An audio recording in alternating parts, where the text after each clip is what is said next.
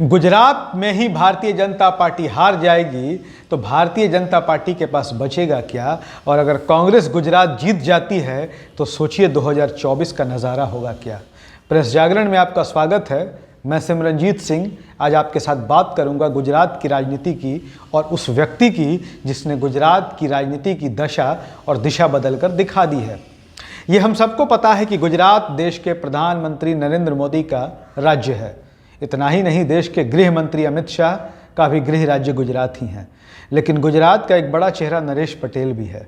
वो नरेश पटेल जिसने वहाँ सभी राजनीतिक दलों की नींद हराम कर रखी है, खास तौर पर भारतीय जनता पार्टी की। नरेश पटेल उस राजनीतिक शख्स का नाम है जो अभी राजनीति में नहीं है, अभी वो गैर राजनीतिक है। लेकिन चाहे कांग्रेस हो, चाहे भारतीय जनता पार्टी हो या आम आदमी पार्टी हो, सभी राजनीतिक दल उन्हें अपने पाले में लाने की कोशिश कर रहे हैं।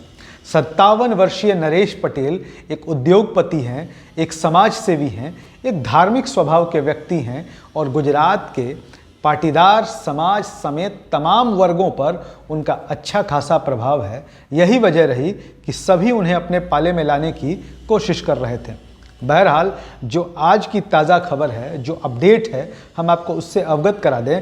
नवभारत टाइम्स की रिपोर्ट है कि नरेश पटेल की बहुत ही जल्दी कांग्रेस के शीर्ष नेतृत्व के साथ बैठक होने जा रही है और इस बैठक के बाद यह निकलकर सामने आ जाएगा कि गुजरात में को लेकर कांग्रेस कितनी गंभीर है। क्योंकि कांग्रेस को भी पता है कि अगर हमने गुजरात में भारतीय जनता पार्टी को परास्त कर दिया, क्योंकि पिछले दिनों जिस तरीके से चुनावी नतीजे आए अलग अलग राज्यों में, वो कांग्रेस के लिए किसी सुनामी से कम नहीं थे, वो कांग्रेस के लिए किसी बड़े झटके से कम नहीं थे।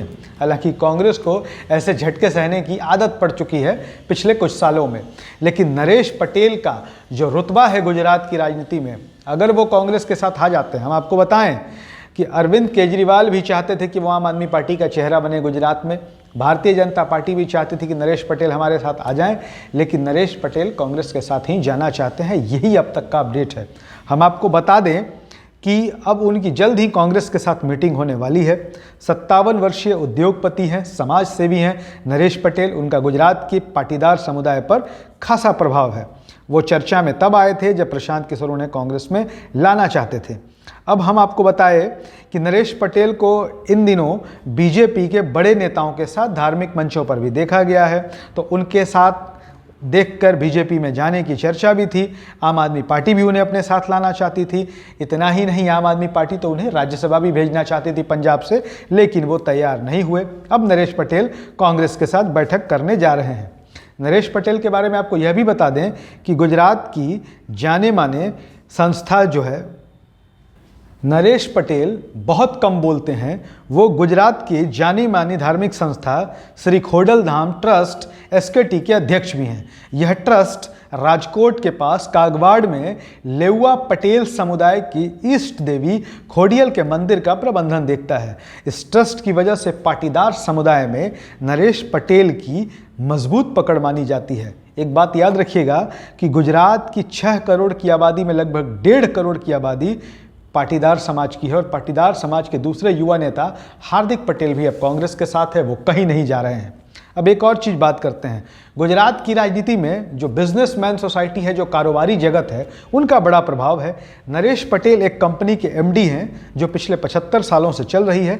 इसकी शुरुआत उनके पिता ने की थी। उनकी कंपनी ऑटोमोबाइल से लेकर हवाई जहाज तक के इंजीनियरिंग कंपोनेंट बनाती है। 6 भाई बहनों में सबसे छोटे नरेश पटेल की पढ़ाई लिखाई भी राजकोट में ही हुई है। 2013 में उन्होंने सरदार वल्लभ भाई पटेल कल्चरल फाउंडेशन की शुरुआत की, जो सरकारी नौकरी के इच्छुक युवाओं को फ्री कोचिंग देता है। इन सब कार्यों के अलावा विवाद निपटारे के लिए भी उन्होंने एक वैकल्पिक मंच की स्थापना की है। इतना ही नहीं, नरेश पटेल हर प्राकृतिक आपदा के समय में गुजरात के लोगों की बढ़ चढ़कर मदद करते हैं। इसके साथ ही हम आपको बता दें कि 182 में 70 सीटों पर उनके समाज का प्रभाव है। गुजरात में तकरीबन 15% पाटीदार हैं, ठीक उतने ही बिहार में जितने यादव हैं। इस हिसाब से कहा जा सकता है कि कांग्रेस ने गुजरात में बड़ा गेम कर दिया है। और जिस तरीके से आदिवासियों के बीच राहुल गांधी की सफल रैली हुई, अगर ये वोटिंग पैटर्न जो दिख रहा है, जो समीकरण दिख रहा है, ये वोट के दिन तक EVM में चला जाता है, तो गुजरात में भारतीय जनता पार्टी की हार और कांग्रेस की शानदार जीत को कोई नहीं रोक सकता। और अगर गुजरात में कांग्रेस जीतती है तो 2024 में देश की राजनीति का मिजाज क्या होगा, यह बताने की ज़रूरत नहीं है। ये वीडियो आपको पसंद आया हो तो शेयर ज़रूर करिए, साथ ही हमारे YouTube चैनल को भी आप सब्सक्राइब करिए। धन्यवाद।